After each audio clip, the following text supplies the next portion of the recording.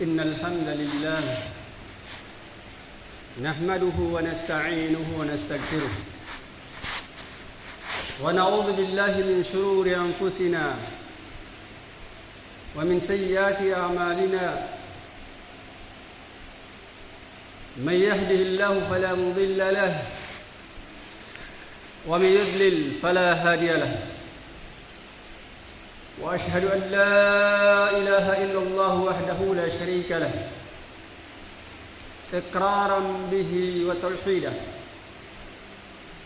وأشهد أن محمدا عبده ورسوله صلى الله عليه وعلى آله وسلم تسليما مزيدا أما بعد فقال الله تعالى في القرآن الكريم وهو أصدق القائلين يا أيها الذين آمنوا اتقوا الله حق تقاته ولا تموتن إلا وأنتم مسلمون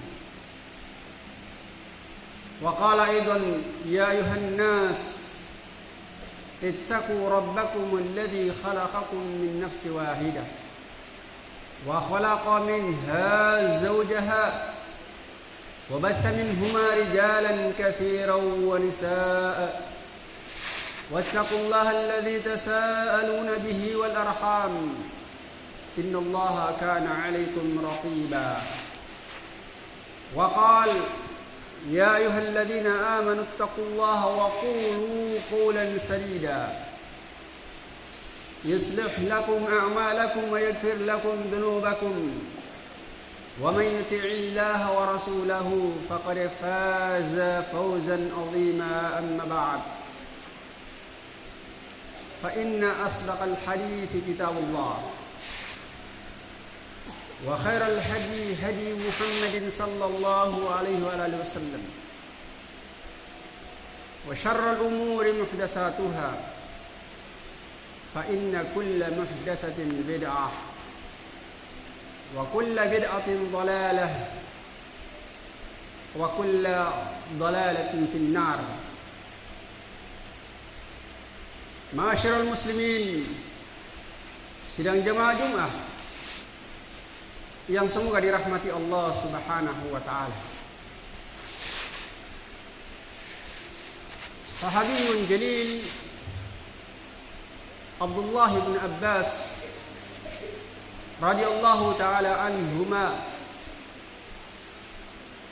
meriwayatkan dari Nabi sallallahu alaihi wasallam yang mana beliau sallallahu alaihi wasallam bersabda,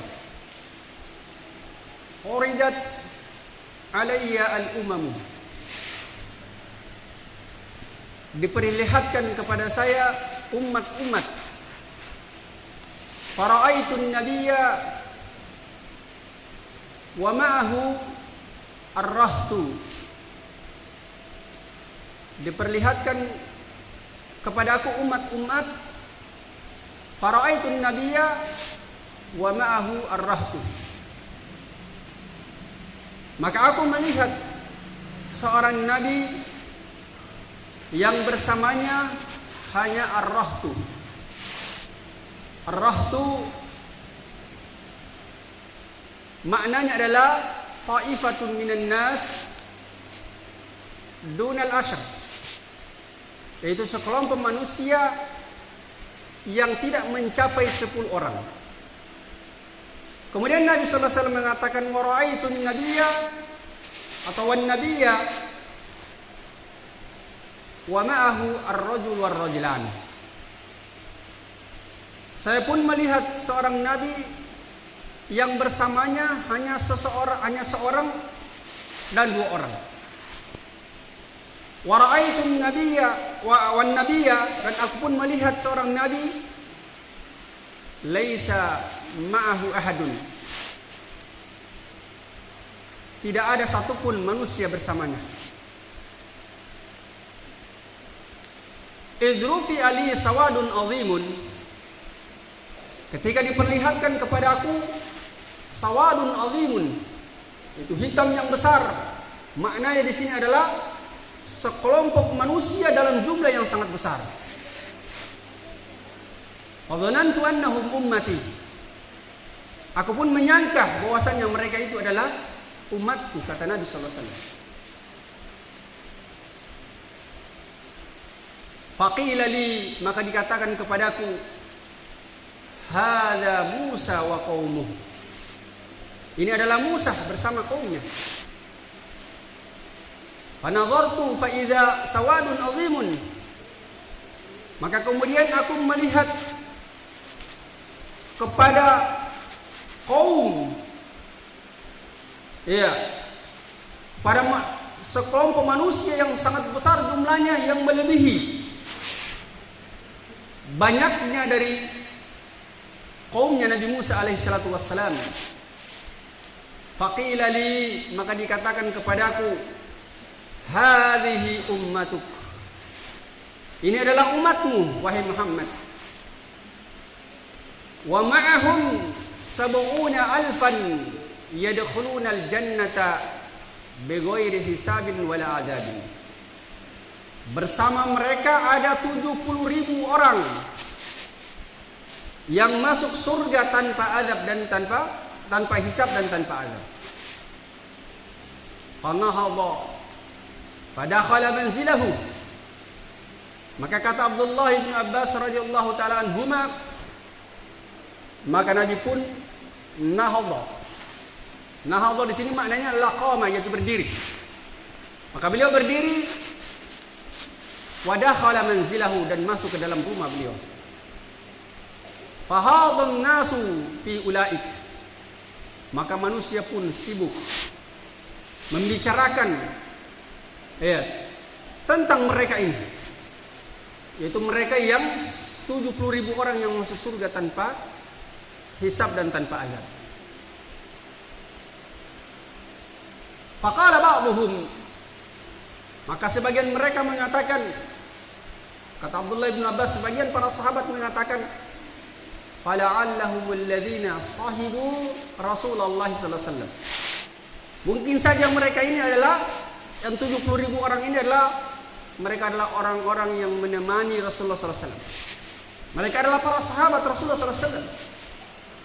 Wa qala ba'dhum, dan sebagian mereka ada yang mengatakan, fala'allahum alladhina wulidu fil Islam wa lam yusyriku billahi syai'an. Mungkin saja mereka inilah orang-orang yang dilahirkan dalam keadaan Islam dan tidak pernah melakukan kesyirikan kepada Allah Subhanahu wa taala dengan sesuatu apapun juga. Wa dzakaru asya'a. Mereka menyebutkan berbagai macam kemungkinan, macam-macam tafsir dari keluar dari para sahabat radhiyallahu anhum ajma'in. Maka fa kharaja alaihim Rasulullah sallallahu alaihi wasallam. Maka Rasulullah sallallahu alaihi wasallam pun keluar kepada mereka. Fa akhbaruhu. Maka para sahabat pun mengabarkan kepada beliau. Fa qala, maka beliau bersabda, humul ladzina la yastarqun. Mereka yang 70.000 orang masuk surga tanpa hisab dan tanpa azab itu adalah orang-orang yang tidak meminta diruqyah. Wala yaktawun, dan yang tidak meminta dikai. Kai adalah pengobatan dengan menggunakan besi panas yang kemudian ditempelkan kepada bagian tubuh yang sakit. Besi yang dipanaskan, itu pengobatan dengan kai namanya. Wala yatatayyarun, kata Nabi sallallahu alaihi wasallam. Dan mereka adalah orang yang tidak melakukan tatayur. Tatayur adalah yaitu menyandarkan kesialan dan keberuntungan kepada burung atau yang selainnya. Wa ala rabbihim yatawakkalun, dan hanya kepada Rabb mereka bertawakal. Setelah Nabi menjelaskan ciri-ciri dari 70.000 orang yang masuk surga tanpa adab dan tanpa hisab ini, maka kemudian sahabiyun jalil Ukashatu ibnu Mihsan berdiri. Maka Abdullah bin Abbas mengatakan, faqama Ukashatu ibnu Mihsan. Faqala, beliau Ukasha berdiri dan berkata, Ud'ullaha ayyaj'alani minhum. Ya Rasulullah, doakanlah kepada Allah agar aku termasuk dari bagian dari mereka. Termasuk dari mereka yang 70.000 orang masuk surga tanpa azab dan tanpa hisab. Maka Nabi mengatakan, anta minhum, engkau termasuk dari mereka. Faqama rajulun akhar. Maka berdirilah sahabat yang lain. Faqala ud'ullaha ayyaj'alani minhum. Maka beliau berkata, ya Rasulullah, doakanlah kepada Allah agar aku termasuk dari mereka. Maka Nabi sallallahu alaihi wasallam bersabda, sabaqaka biha Ukasyah. Engkau telah didahului oleh Ukasyah. Jamaah sekalian, hadis ini diriwayatkan oleh Imam Al-Bukhari dan Imam Muslim. Hadisnya adalah hadis yang sahih. Hadis yang mulia ini menjelaskan kepada kita bahwasannya Nabi Shallallahu Alaihi Wasallam pernah diperlihatkan kepada beliau umat-umat ini, mulai dari umat yang pertama sampai dengan umat yang terakhir. Dan di situ beliau menyaksikan beraneka ragam atau ketidakseimbangan daripada pengikut para nabi. Ada di antara mereka yang memiliki pengikut yang banyak, ada yang sedikit, bahkan ada yang hanya 1-2 orang, bahkan ada yang tidak memiliki pengikut sama sekali.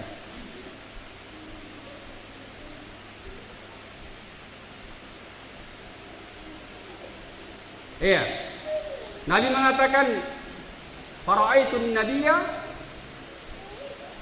wa ma'ahu ar-rahtu. Aku pun melihat Nabi, seorang Nabi yang hanya memiliki pengikut ar-rahtu, yang bersamanya dia hanya ar-rahtu, yaitu sekelompok manusia yang tidak mencapai 10 orang, sedikit sekali. Ya, wara itu wan nabiyya wa ma'ahu ar-rajulu ar-rajulani.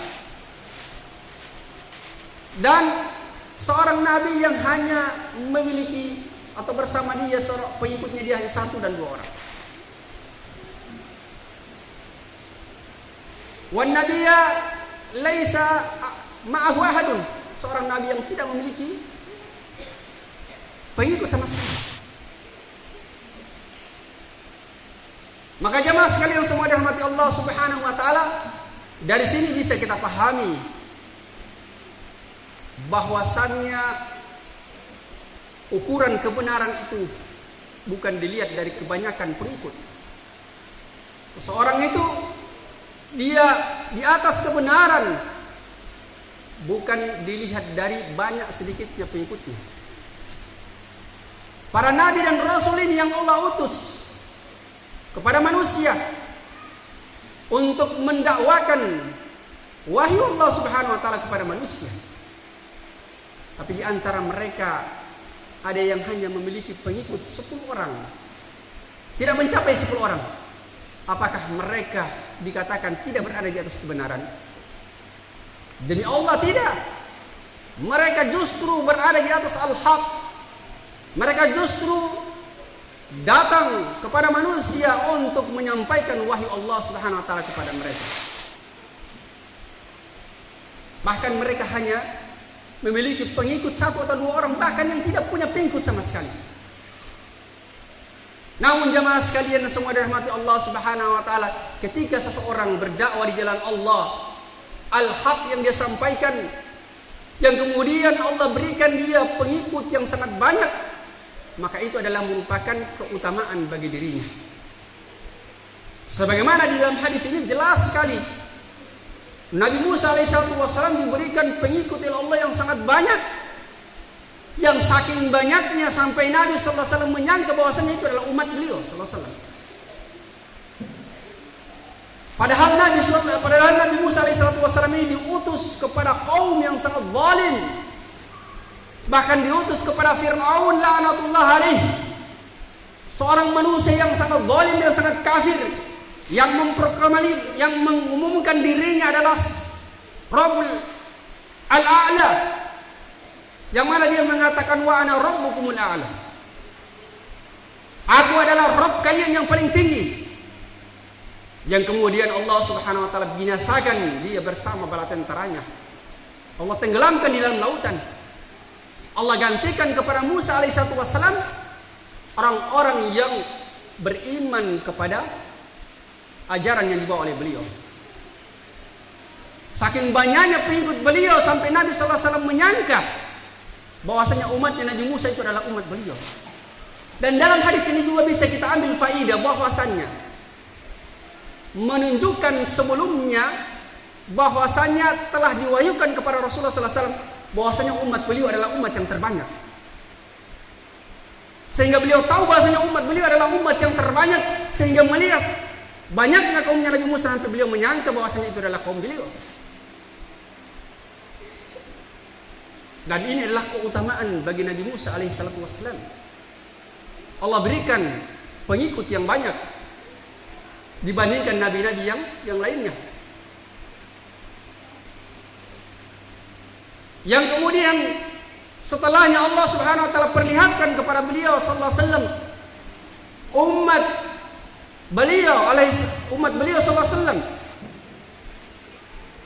yang mana umatnya lebih banyak, bahkan umat yang terbanyak dari seluruh umat.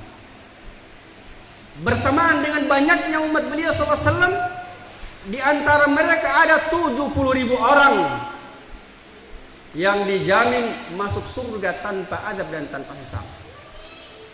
Langsung masuk tanpa proses, tanpa hitungan dan tanpa adab. 70.000 orang masuk surga tanpa adab dan tanpa hisab. Dan ini merupakan keutamaan yang sangat besar yang dimiliki oleh umat ini. Umatnya Rasulullah SAW di atas seluruh umat. Bersamaan dengan mereka adalah yang terbanyak, bersamaan dengan itu mereka memiliki 70.000 orang yang masuk surga tanpa adab dan tanpa hisab, yang tidak dimiliki oleh umat-umat sebelumnya, yang tidak dimiliki oleh umat-umat selain mereka. Masuk surga tanpa adab dan tanpa hisab. Para sahabat radhiyallahu anhum ajma'in, yang mana mereka ini adalah orang-orang yang sangat semangat dalam perkara kebaikan. Ketika Nabi SAW mengabarkan perkara-perkara yang merupakan kebaikan akhirat mereka, maka mereka adalah orang yang paling sibuk memikirkan bagaimana diri mereka bisa masuk ke dalamnya. Maka mereka pun sibuk ketika Nabi kabarkan kepada mereka 70.000 orang yang masuk surga tanpa adab dan tanpa hisab ini. Dan masing-masing dari mereka berharap mereka masuk di dalamnya. Sehingga ketika Nabi SAW masuk ke dalam rumah beliau, mereka sibuk membicarakannya. Macam-macam tafsir yang muncul dari mereka. Di antara mereka ada yang menafsirkan bahwasanya 70.000 orang itu adalah para sahabat radhiyallahu anhum ajma'in. Iya, sebagian lagi menafsirkan bahwasanya yang dimaksud 70.000 orang itu adalah mereka-mereka yang dilahirkan dalam keadaan bertauhid kepada Allah Subhanahu wa taala, kemudian tidak pernah melakukan kesyirikan kepada Allah dengan sesuatu apapun juga. Dan banyak tafsiran-tafsiran yang lain yang muncul dari para sahabat radhiyallahu anhum, yang semuanya itu muncul dari hati-hati mereka yang menginginkan agar supaya mereka masuk ke dalam golongan tersebut. Yang kemudian Nabi SAW menjelaskan 70.000 orang tersebut memiliki 4 sifat, yang siapapun bersifat dengan 4 sifat tersebut maka dia masuk surga tanpa adab dan tanpa hisab. Sifat yang pertama Nabi katakan humul ladzina la yastarqun. Humul ladzina la yastarqun, yaitu mereka yang tidak meminta diruqyah. Ruqyah, jemaah sekalian semua dirahmati Allah Subhanahu wa taala, ada 2 macam. Ada ruqyatus syar'iyyah atau al-masyru'ah, ada ruqyatul mamnu'ah. Kalau ruqyatus syar'iyyah yaitu mengobati orang yang sakit dengan membacakan ayat-ayat Al-Quran secara umum atau ayat-ayat khusus yang biasa dibacakan oleh Nabi dan para sahabat untuk meruqyah, dan juga membacakan doa-doa dari Nabi sallallahu alaihi wasallam yang sahih dari Nabi sallallahu alaihi wasallam kepada orang yang sakit. Maka ini namanya ruqyatus syar'iyyah. Adapun ruqyatul mamnu'ah, ruqyah yang dilarang, yaitu membacakan mantra-mantra dari selain Al-Quran ataupun hadis-hadis Nabi sallallahu alaihi wasallam yang merupakan doa yang diajarkan oleh Nabi sallallahu alaihi wasallam. Iya. Maka ini adalah yang mamnu'ah, yang terlarang. Maka yang masyru'ah ini dibolehkan, tetapi meminta diruqyah adalah merupakan sifat yang tidak memasukkan seseorang ke dalam 70.000 golongan, atau ke dalam 70.000 orang yang masuk surga tanpa adab dan tanpa hisab. Jadi sifat yang pertama, mereka tidak meminta diruqyah. Sifat yang kedua, wala yastarqun, wala yaktaun. Itu orang yang tidak meminta dikai. Kai di sini adalah pengobatan, yaitu dengan menggunakan besi yang dipanaskan.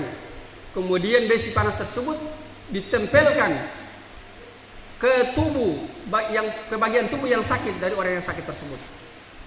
Nah, ini yang biasa dilakukan oleh orang-orang jahiliyah di zaman Nabi sallallahu alaihi wasallam. Kemudian wala yatatayyarun. Sifat yang ketiga adalah mereka yang tidak melakukan tatayyur. Tatayyur itu adalah yaitu menyandarkan kesialan dan keberuntungan kepada burung ataupun yang lainnya. Iya. Menyandarkan ada suara burung yang lewat dengan bunyi tertentu, burung tertentu, kemudian dikatakan, oh ini tanda kesialan. Oh ini menunjukkan keberuntungan.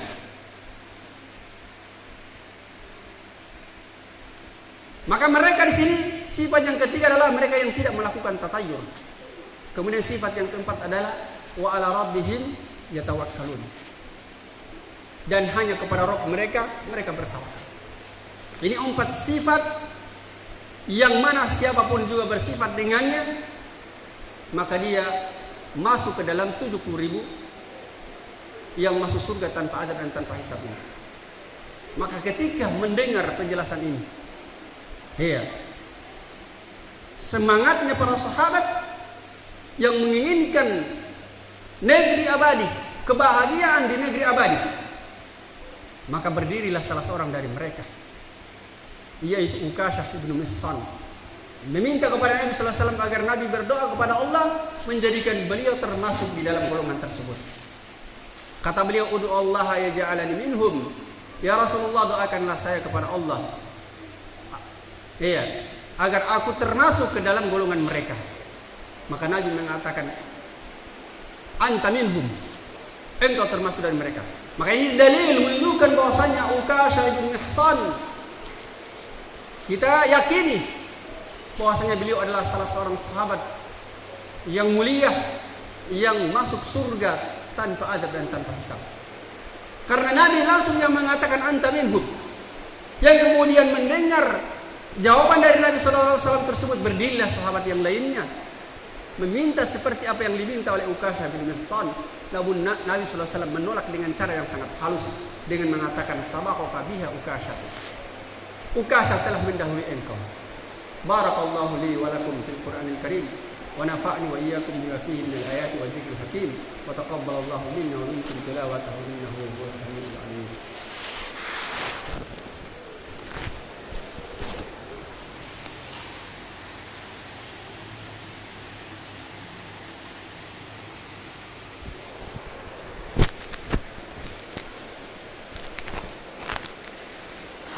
الحمد لله حمدا كثيرا طيبا مباركا فيه كما يحب ربنا ويرضاه وأشهد أن لا إله إلا الله وحده لا شريك له إقرارا به وتوحيدا وأشهد أن محمدا عبده ورسوله صلى الله عليه وآله وسلم تسليما مزيدا. أما بعد. معاشر المسلمين, sidang jemaah Jumat yang semoga dirahmati Allah Subhanahu wa taala. Syekh Muhammad bin Abdul Aziz Al-Qurawi rahimahullah ta'ala menyebutkan beberapa faedah dari hadis yang mulia ini. Faedah yang pertama yang beliau sebutkan adalah tafawutu atba'il anbiya'i min haitsul qillati wal kathrati wa in idami al atba'i li ba'dihim, yaitu ketidakseimbangan pengikutnya para nabi dari sisi sedikit dan banyak. Ya. Bahkan sebagian dari mereka ada yang tidak memiliki pengikut sama sekali.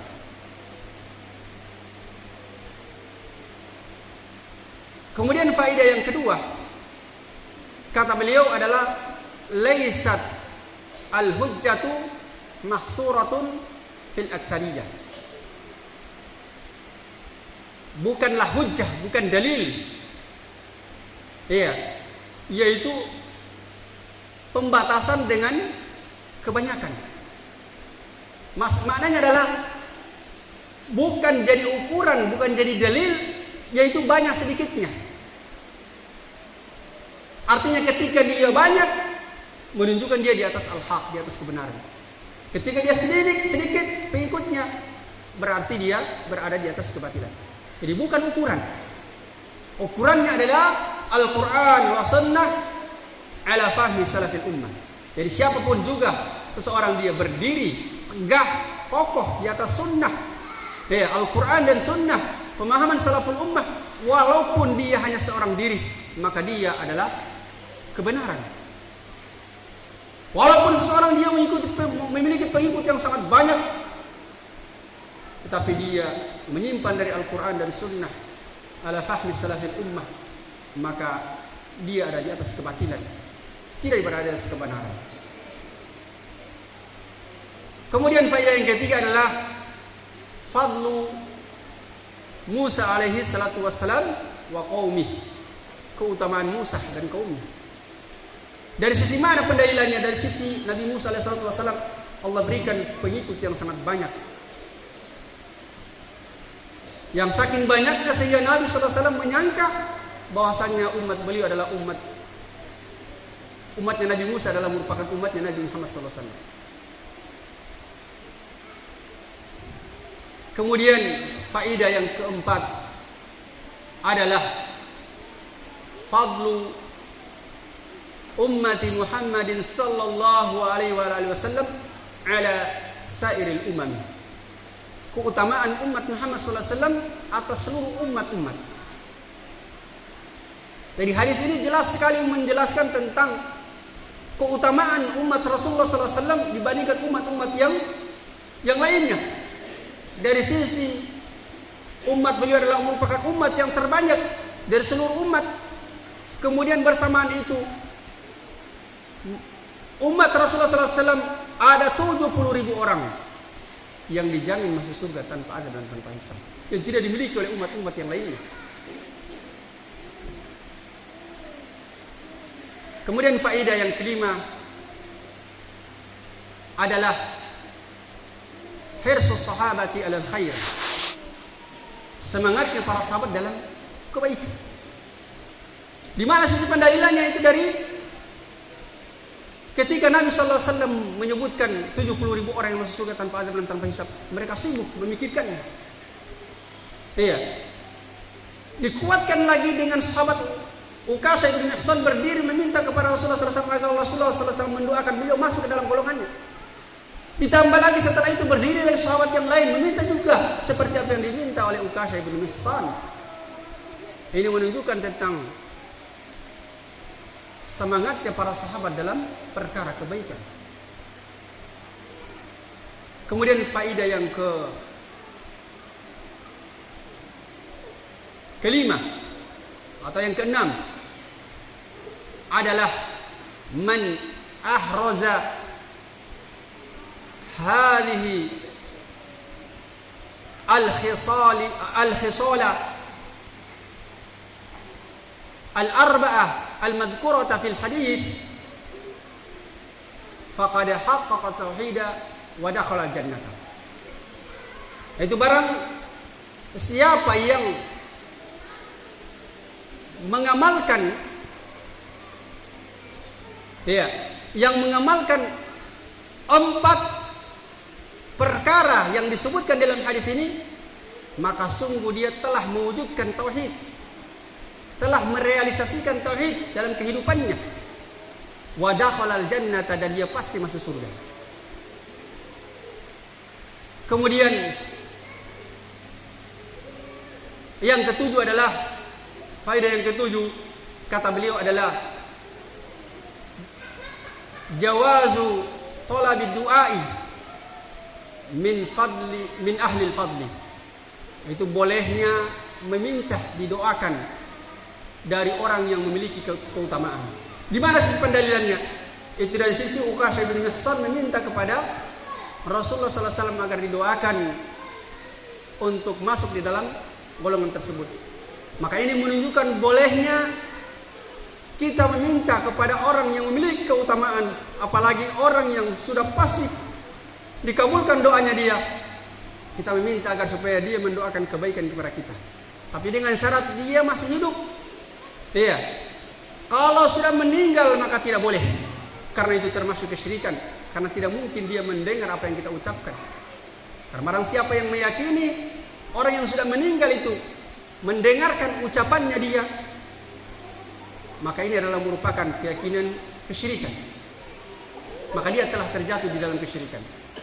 Demikianlah khutbah yang bisa kami sampaikan. Semoga bermanfaat bagi diri kami dan juga jamaah sekalian. Dan semoga Allah Subhanahu wa taala menggolongkan kita kepada golongan yang 70.000 orang yang masuk surga tanpa adab dan tanpa hisab. Dan semoga Allah Subhanahu wa taala senantiasa membimbing kita, memberikan taufik kepada kita untuk berada di atas 4 sifat yang disebutkan dalam hadis yang mulia ini, yaitu sifat yang mana dengan sifat tersebut Allah Subhanahu wa taala akan menggolongkan kita ke dalam 70.000 orang yang masuk surga tanpa adab dan tanpa hisab. Amin ya rabbal alamin. Barakallahu li wa lakum fil Qur'anil Karim wa nafa'ni wa iyyakum bima fihi minal ayati wal dzikril hakim. Inna Allaha wa malaikatahu yusalluna 'alan nabi ya ayyuhalladzina amanu sallu 'alaihi wa sallimu taslima. Allahumma salli 'ala Muhammad wa 'ala ali Muhammad kama sallaita 'ala Ibrahim wa 'ala ali Ibrahim innaka Hamidum Majid. Allahumma barik 'ala Muhammad wa 'ala ali Muhammad kama barakta 'ala Ibrahim wa 'ala ali Ibrahim innaka Hamidum Majid. Rabbana la tuzigh qulubana ba'da idh hadaytana wa hab lana min ladunka rahmatan innaka antal wahhab. Rabbana atina fid dunya hasanah wa fil akhirati hasanah wa qina adzaban nar. Ibadallah, innallaha ya'murukum bil 'adli wal ihsan wa ita'i dzil qurba wa yanha 'anil fahsya'i wal munkar wal baghi ya'idukum la'allakum tadhakkarun. Wallahu ya'lamu ma tasna'un. Aqimus shalah.